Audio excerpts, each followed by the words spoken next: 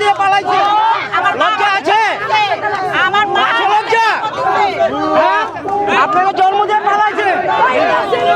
আরে কি আর বলবো, আপনি যাও তো না। তাই না। বাচ্চা আছে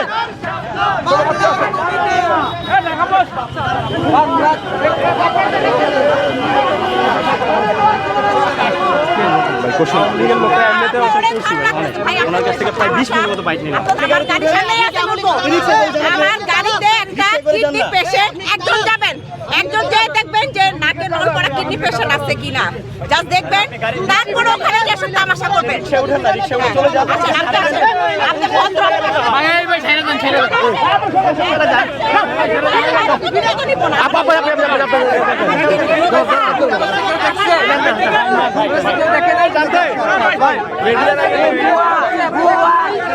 যমুনা রাইস কুকারে আছে 3-in-1 function. Jamuna rice cooker, smart রান্নায় আধুনিক জীবন। ভাই আপনারা জানিয়ে দিলে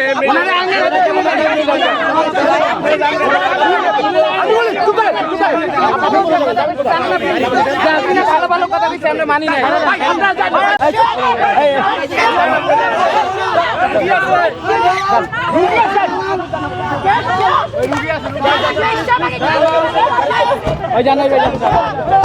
উনি বলে কি এখানে যদি বোম মারে আমরা নাকি থাকবো না। বলতেছে এখানে যদি তুমি করে বোম মারে তোমরা যাইবা কই? তোমরা যে জায়গায় আইছো তোমরা যদি বোম মারে এখন এই কথা বলছে। হ্যাঁ তার মানে ও এই নিয়ত করে আসছে যে ও বোম মারবো, ওর সাথে ওর গাড়ি চেক করলে তো বোম পাওয়া যাইতো। উনি নিচে যায় বলতেছে প্রথমে ওই জায়গায় পানি, এই যে একটা ছেলে বলছে যে কঙ্কাল আছে, তারপর ও বলতেছে যে এইখানে কোনো কঙ্কাল টকল আয়নাগর কিছু নাই, এখানে শেখ হাসিনা, এই জায়গায় শেখ হাসিনা আসছিল, শেখ হাসিনা পালাই নাই।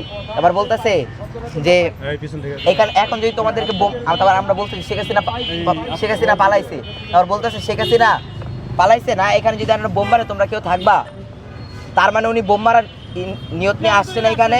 তারপরে বলতেছে যে আমি জামাত করি, আমি জামাতের একজন নেতা, জামাত দাবি করছে লাস্টে। এরপরে কিছু করি নাই। এরপরে উনি আমাদের সাথে ই করতেছে, তোমরা বেশি বুঝো বেয়াদব, এটা ওইটা, আমাদের সাথে গালাগালি শুরু করছে যে আমরা কেন বলছি যে শেখ হাসিনা পালাইছে এই কারণে। হ্যাঁ এই কথা বলছে, হ্যাঁ যে আমি শেখ হাসিনা দালাল। হ্যাঁ প্রথমে জামাত দাবি করছে যে ওঠার সময়, মানে আন্ডারগ্রাউন্ড থেকে ওঠার সময় দাবি করছে যে আমি জামাতের নেতা, এই দাবি করছে ওরা। পরবর্তীতে এইখানে এসা বলতেছে আমি শেখ হাসিনার দালাল, এটা ওইটা, মানে ও মানে এক কথায় ওর গাড়ি চেক করলে বোম পাওয়া যাইতো, ও বোম নিয়ে আসে।